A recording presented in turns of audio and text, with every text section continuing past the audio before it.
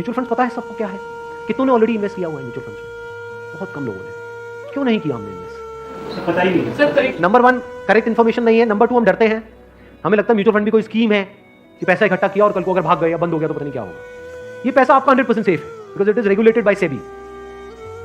तो यहां पे डरने की जरूरत नहीं है मेरा पैसा चला जाएगा। और कहते हैं SIP is an excellent option. SIP का मतलब होता है कि आपने अपना एक अमाउंट फिक्स कर लिया, हर महीने का इतना अमाउंट तो एसआईपी में देना ही देना है म्यूचुअल फंड में। अब म्यूचुअल फंड कैसे चूज करें? हजारों म्यूचुअल फंड है।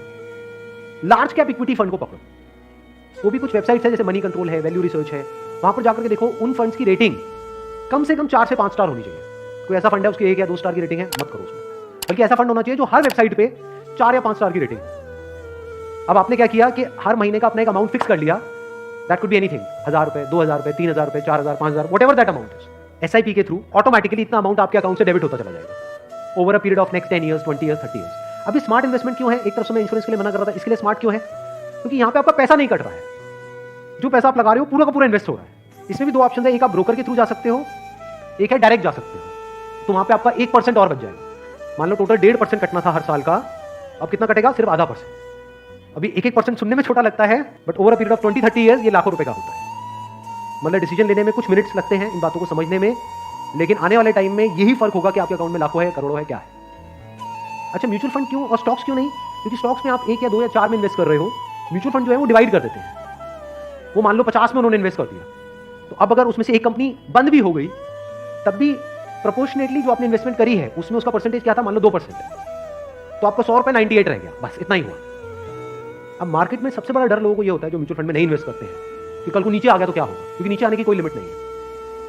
एफडी में ये है कि नीचे नहीं आएगा, इंटरेस्ट कम हो सकता है, नीचे नहीं आएगा। तो म्यूचुअल फंड में लोग नीचे आने के नाम से डरते हैं, ऊपर जाने में कोई डर नहीं है। अगर गारंटी मिल जाए कि भैया साल का इतना % तो आना ही आना है और आता ही रहेगा जिंदगी भर, तो कोई डर ही नहीं है, फिर तो सारे लगा देंगे। बट कोई गारंटी नहीं है ना, और नीचे भी जा सकता है। तो अगर कुछ ऐसा हो जाए कि अगर म्यूचुअल फंड नीचे भी जाए तब भी आपका फायदा हो जाए तो प्रॉब्लम सॉल्व हो गई ना। ये मेरी अपनी स्ट्रैटेजी है, ये कोई किसी बुक में नहीं है या कोई थ्योरी नहीं है, ये मेरी अपनी स्ट्रैटेजी है, वो मैं आप लोगों के साथ में शेयर कर रहा हूँ। आपको क्या करना है, मोटा मोटा स्टॉक मार्केट को ट्रैक करना है, हफ्ते में एक दिन देख लो कि अभी कितने पे चल रहा है। मान लो एक पीक है, पीक अभी मान लो 40,000 है, अभी मार्केट चल रहा है अराउंड कितना? 36, 37 के अराउंड चल रहा है। तो मेरी स्ट्रैटेजी क्या है, जैसे ही मार्केट 20% से नीचे गिर जाए, कि मार्केट की ये पीक है, मान लो 40,000 है, अब मार्केट 30,000 पे आ गया है, तो आपने क्या किया, पहले इन्वेस्ट किया हुआ था एसआईपी में लार्ज कैप्स में, आप इमीडिएटली जैसे ही मार्केट 30 पे आई आप स्विच कर गए मिड कैप में, not even in small cap, mid cap. अब ऐसा क्यों किया? क्योंकि जब मार्केट 20% टूटेगा, सेंसेक्स का मतलब लार्ज कैप्स जो बड़ी कंपनीज हैं, जब मार्केट 20% टूटेगा यानी बड़ी कंपनीज के जो शेयर्स हैं वो 20% से टूटेंगे, तो जो छोटी कंपनीज हैं उनके शेयर्स 50 से 60%, 70% तक टूट जाएंगे। तो जब वो 60% टूटा तो 100 की चीज आपको कितने में मिल गई? 50 में या 40 में। तो जब मार्केट नीचे भी गया तो आपका फायदा हो रहा है। ये स्ट्रैटेजी समझ आ गई? वापस से जैसे ही मार्केट जो भी लास्ट उसकी पीक थी, मान लो 40,000, उससे 20% ऊपर गया तो मिड कैप से आप स्विच कर गए वापस से लार्ज कैप में। ये स्ट्रैटेजी जो है ये मैंने सीखी है वॉरेन बफे से। उनका जो बेसिक सा फंडा है, मतलब अगर एक लाइन के अंदर बोला जाए, वो क्या है कि जब मार्केट बहुत ज्यादा ग्रीडी हो तो डरो, और जब मार्केट डरा हुआ है तो ग्रीडी हो जाओ। बेसिक सा फंडा है, मतलब जब सब डरे हुए हैं तो थोड़े से लालची हो जाओ, और जब सब लालची हो रहे हैं मतलब मार्केट ऊपर भाग रहा है तो डरने लग जाओ। तो लार्ज कैप में डर कम है, मिड कैप में डर ज्यादा है। तो जैसे ही मार्केट नीचे जाएगा मिड कैप को सब छोड़ देंगे, उस वक्त आप उसको पकड़ लोगे। तो अब चाहे मार्केट ऊपर उठे तब भी आपका फायदा है, नीचे गिरे तब भी आपका फायदा है। आप वेट कर रहे हो, मैं आज एक्चुअल में वेट कर रहा हूं। लोग हैं डरते हैं जो म्यूचुअल फंड में इन्वेस्ट करते हैं, स्टॉक्स में इन्वेस्ट करते हैं, लोग डरते हैं कि मार्केट नीचे ना आ जाए, मार्केट ऊपर। मैं वेट कर रहा हूं, जाए तो सही नीचे, समझ गए? क्योंकि लार्ज कैप टूटेगा 20% तो मिड कैप टूट जाएगा 60%।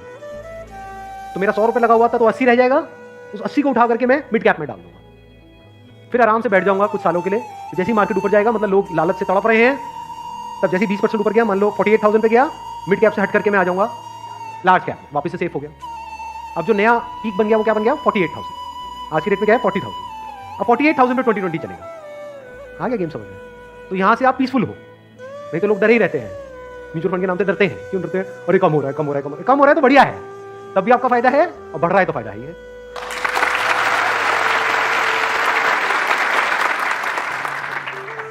समझ गए? ये बेसिक सा फंडा है, हमेशा याद रखना। मतलब मार्केट की जो साइकी है उससे आप कुछ अलग करोगे तभी आपके साथ कुछ अलग होगा, नहीं तो पूरी मार्केट रो रही होगी, आप भी बैठ करके रो रहे होंगे, अरे टूट गया, अरे गिर गया, मैं बर्बाद हो गया, बर्बादी में भी आपका जश्न होगा अगर इस तरह से आप समझ पा रहे हो। Thank you so much.